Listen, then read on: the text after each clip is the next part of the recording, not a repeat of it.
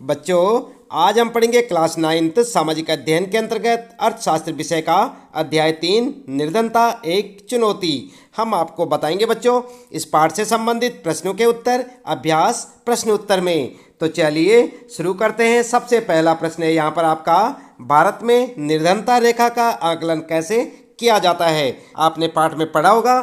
चलिए उत्तर में लिख लेते हैं। निर्धनता को मापने के लिए आय या उपभोग स्तरों पर आधारित एक सामान्य पद्धति का प्रयोग किया जाता है।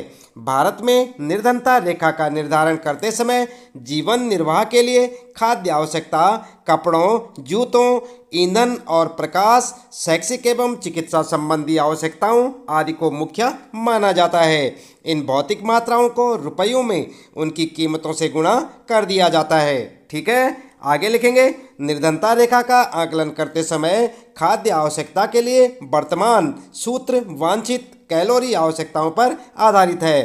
खाद्य वस्तुएं जैसे अनाज, दालें आदि मिलकर इस आवश्यक कैलोरी की पूर्ति करती हैं। भारत में स्वीकृत कैलोरी आवश्यकता ग्रामीण क्षेत्रों में 2400 कैलोरी प्रति व्यक्ति प्रतिदिन एवं नगरीय क्षेत्रों में 2100 कैलोरी प्रति व्यक्ति प्रतिदिन है। चूँकि ग्रामीण क्षेत्रों में रहने वाले लोग अधिक शारीरिक कार्य करते हैं, अतः ग्रामीण क्षेत्रों में कैलोरी की आवश्यकता शहरी क्षेत्रों की तुलना में अधिक मानी गई है।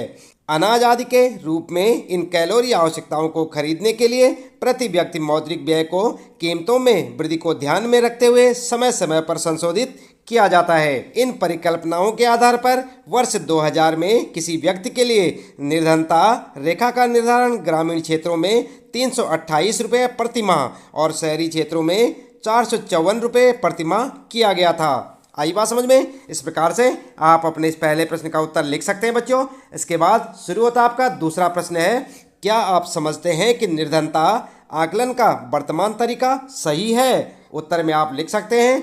उत्तर लिखेंगे, वर्तमान निर्धनता अनुमान कार्य पद्धति पर्याप्त निर्वाह स्तर की अपेक्षा न्यूनतम निर्वाह स्तर को महत्व देती है। सिंचाई और हरित क्रांति के फैलाव ने कृषि के क्षेत्र में कई नौकरियों के अवसर दिए, परंतु भारत में इसका प्रभाव कुछ ही भागों तक सीमित रहा। सार्वजनिक और निजी दोनों क्षेत्रों के उद्योगों ने नौकरियों के अवसर दिए हैं, परंतु ये नौकरी लेने वालों की अपेक्षा काफ़ी कम हैं। ठीक है, आगे लिखेंगे। निर्धनता को विभिन्न संकेतकों के द्वारा जाना जा सकता है, जैसे अनपढ़ता का स्तर, कुपोषण के कारण सामान्य प्रतिरोधक क्षमता में कमी, स्वास्थ्य सेवाओं तक कम पहुंच, नौकरी के कम अवसर, पीने के पानी की कमी, सफाई व्यवस्था आदि। सामाजिक अपवर्जन और असुरक्षा के आधार पर निर्धनता का विश्लेषण अब सामान्य है। ठीक है बच्चों, इस प्रकार से आप लिख सकते हैं। अपने दूसरे प्रश्न का उत्तर साथ साथ याद भी करते रहें। इसके बाद शुरू होता आपका तीसरा प्रश्न है बच्चों, भारत में 1973 से निर्धनता की प्रवृत्तियों की चर्चा करें। उत्तर में आप लिख सकते हैं बच्चों। उत्तर लिखेंगे, भारत में निर्धनता अनुपात में वर्ष 1973 में लगभग 55% से वर्ष 1993 में 36% तक महत्वपूर्ण गिरावट आई है। वर्ष 2000 में निर्धनता रेखा के नीचे के निर्धनों का अनुपात और भी गिरकर 26% पर आ गया।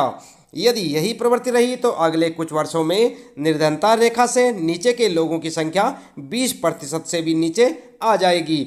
यद्यपि निर्धनता रेखा से नीचे रहने वाले लोगों का प्रतिशत पूर्व के 2 दशकों यानी कि 1973 से 1993 में गिरा है। निर्धन लोगों की संख्या 32 करोड़ के लगभग काफ़ी समय तक स्थिर रही। नवीनतम अनुमान निर्धनों की संख्या में लगभग 26 करोड़ की कमी उल्लेखनीय गिरावट का संकेत देते हैं। ठीक है बच्चों, इस प्रकार से आप तीसरे प्रश्न का उत्तर लिख सकते हैं। इसके बाद देखते हैं यहाँ पर चौथा प्रश्न है, भारत में निर्धनता में अंतर राज्य असमानताओं का एक विवरण प्रस्तुत करें। उत्तर लिखेंगे बच्चों, भारत में निर्धनता के कारण अग्रलिखित हैं और क्या क्या है, फिर पॉइंट बनाकर लिखेंगे। क्या लिखेंगे? सबसे पहले, औपनिवेशिक सरकार की नीतियों ने पारंपरिक हस्तशिल्पकारी को नष्ट कर दिया और वस्त्र जैसे उद्योगों के विकास को हतोत्साहित किया। विकास की धीमी दर 1980 के दशक तक जारी रही। इसके परिणाम स्वरूप रोजगार के अवसर घटे और आय की वृद्धि दर गिरी। ठीक है बच्चों, दूसरा पॉइंट लिखेंगे, भारतीय सरकार 2 बातों में असफल रही, आर्थिक समृद्धि को प्रोत्साहन और जनसंख्या वृद्धि पर नियंत्रण, जो निर्धनता चक्र को स्थिर कर सकते हैं। अगला लिखेंगे बच्चों, तीसरा पॉइंट लिखेंगे, गैर सिंचाई और हरित क्रांति के प्रसार से कृषि क्षेत्र में रोजगार के अनेक अवसर सृजित हुए, लेकिन इनका प्रभाव भारत के कुछ भागों तक ही सीमित रहा। सार्वजनिक और निजी दोनों क्षेत्रों ने कुछ रोजगार उपलब्ध कराए, लेकिन ये रोजगार तलाश करने वाले सभी लोगों के लिए पर्याप्त नहीं हो सके। शहरों में उपयुक्त नौकरी पाने में असफल अनेक लोग रिक्शा चालक, विक्रेता, गृह निर्माण श्रमिक, घरेलू नौकर आदि के रूप में कार्य करने लगे।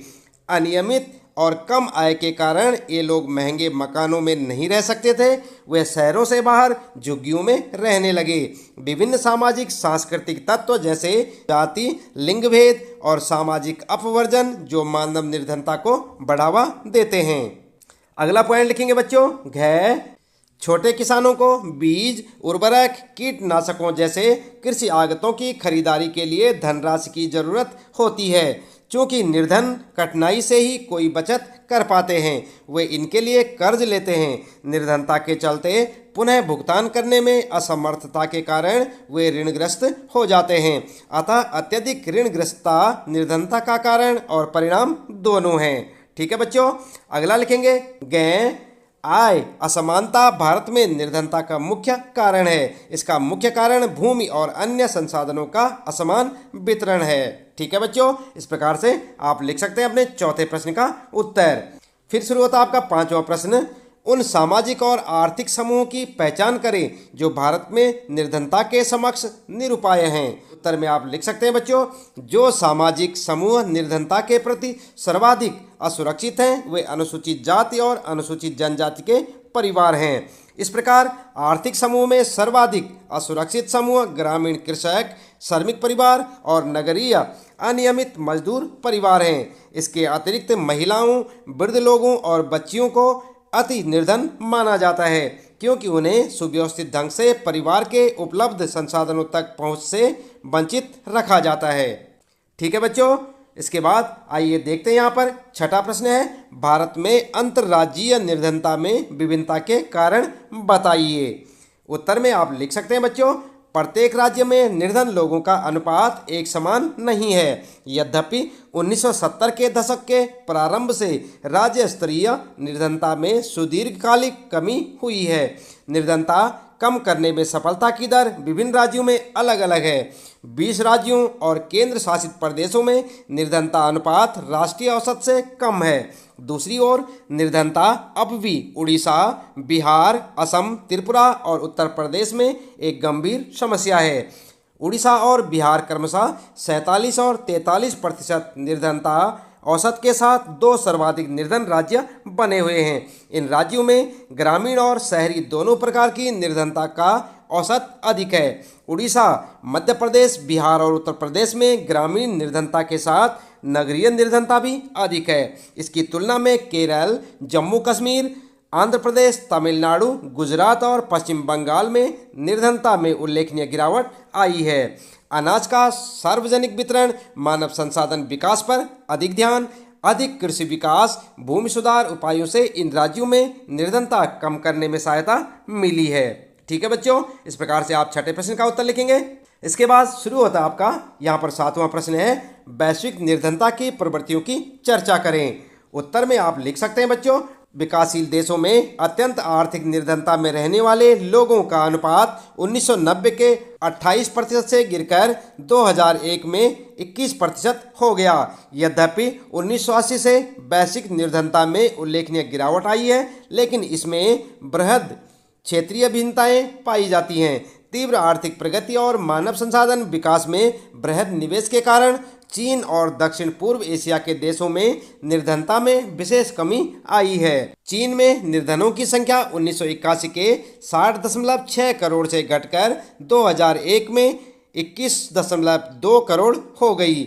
दक्षिण एशिया के देशों जैसे कि भारत, पाकिस्तान, श्रीलंका, नेपाल, बांग्लादेश, भूटान आदि में निर्धनों की संख्या में गिरावट इतनी तीव्र नहीं है, जबकि लैटिन अमेरिका में निर्धनता का अनुपात पहले जैसा ही है। अफ्रीका में निर्धनता वास्तव में 1981 के 41% से बढ़कर 2001 में 46% हो गई है। विश्व विकास रिपोर्ट के अनुसार नाइजीरिया, बांग्लादेश और भारत में अब भी बहुत सारे लोग प्रतिदिन $1 से कम पर जीवन निर्वाह कर रहे हैं। रूस जैसे पूर्व समाजवादी देशों में भी निर्धनता पुनः व्याप्त हो गई है, जहां पहले आधिकारिक रूप से कोई निर्धनता नहीं थी। ठीक है बच्चों, इसके बाद शुरू होता है 8वां प्रश्न है, निर्धनता उन्मूलन की वर्तमान सरकारी रणनीति की चर्चा करें।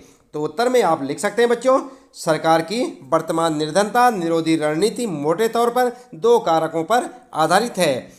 और सबसे पहले लिखेंगे क, आर्थिक समृद्धि को प्रोत्साहन। हेडिंग डालकर लिखेंगे बच्चों, विकास की उच्च दर ने निर्धनता को कम करने में एक महत्वपूर्ण भूमिका निभाई है। 1980 के दशक से भारत की आर्थिक समृद्धि दर विश्व में सबसे अधिक रही। समृद्धि दर 1970 के दशक के करीब 3.5% के औसत से बढ़कर 1980 और 1990 के दशक में 6% के करीब पहुंच गई। इसलिए यह स्पष्ट होता जा रहा है कि आर्थिक समृद्धि और निर्धनता उन्मूलन के बीच एक घनिष्ठ संबंध है। आर्थिक समृद्धि अवसरों को व्यापक बना देती है और मानव विकास में निवेश के लिए आवश्यक संसाधन उपलब्ध कराती है। दूसरा लिखेंगे बच्चों पॉइंट यहाँ पर, लक्षित निर्धनता निरोधी कार्यक्रम। और हेडिंग डालकर लिखेंगे, सरकार ने निर्धनता को समाप्त करने के लिए कई निर्धनता निरोधी कार्यक्रम चलाए, जैसे राष्ट्रीय ग्रामीण रोजगार गारंटी अधिनियम 2005, प्रधानमंत्री रोजगार योजना, स्वर्ण जयंती ग्राम स्वरोजगार योजना, प्रधानमंत्री ग्रामोदय योजना, अंत्योदय अन्न योजना, राष्ट्रीय काम के बदले अनाज और ग्रामीण रोजगार सृजन आदि।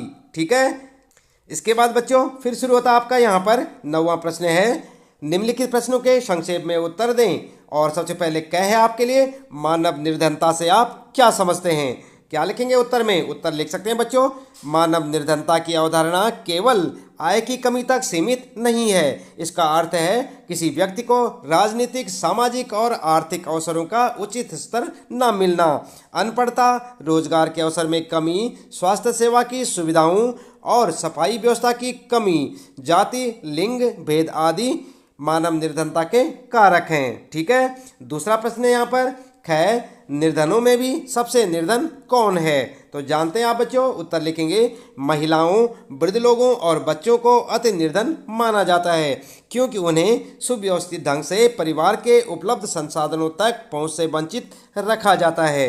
ठीक है, और अगला है बच्चों ग, राष्ट्रीय ग्रामीण रोजगार गारंटी अधिनियम 2005 की मुख्य विशेषताएं क्या हैं। तो यहाँ पर आप लिख सकते हैं उत्तर में बच्चों, उत्तर लिखेंगे, राष्ट्रीय ग्रामीण रोजगार गारंटी अधिनियम 2005 की विशेषताएं अग्रलिखित हैं। और हेडिंग डालकर लिखेंगे, राष्ट्रीय रोजगार गारंटी अधिनियम 2005 को सितंबर 2005 में पारित किया गया। इसके बाद अगला पॉइंट लिखेंगे, प्रत्येक ग्रामीण परिवार को 100 दिन की सुनिश्चित रोजगार का प्रावधान करता है। इसके बाद तीसरा पॉइंट लिखेंगे बच्चों, प्रारंभ में यह विधेयक प्रत्येक वर्ष देश के 200 जिलों में और बाद में इस योजना का विस्तार 600 जिलों में किया गया। अगला पॉइंट लिखेंगे, प्रस्तावित रोजगारों का 1/3 रोजगार महिलाओं के लिए आरक्षित है।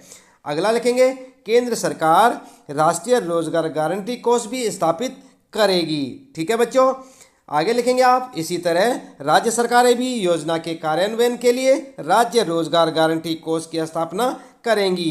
कार्यक्रम के अंतर्गत अगर आवेदक को 15 दिन के अंदर रोजगार उपलब्ध नहीं कराया गया तो वह दैनिक बेरोजगार भत्ते का हकदार होगा। आई बात समझे बच्चों। तो इस प्रकार से आप लिख सकते हैं अपने इस 9वें प्रश्न का उत्तर। इसके साथ ही बच्चों इस पाठ से संबंधित प्रश्नों के उत्तर यहाँ पर समाप्त होते हैं। उम्मीद है कि आपको अच्छे से समझ आए होंगे।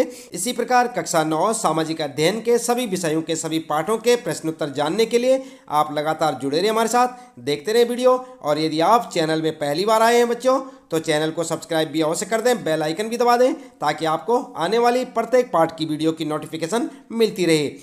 मिलते हैं फिर अगली वीडियो में नए पाठ के कुछ नए प्रश्न उत्तरों के साथ।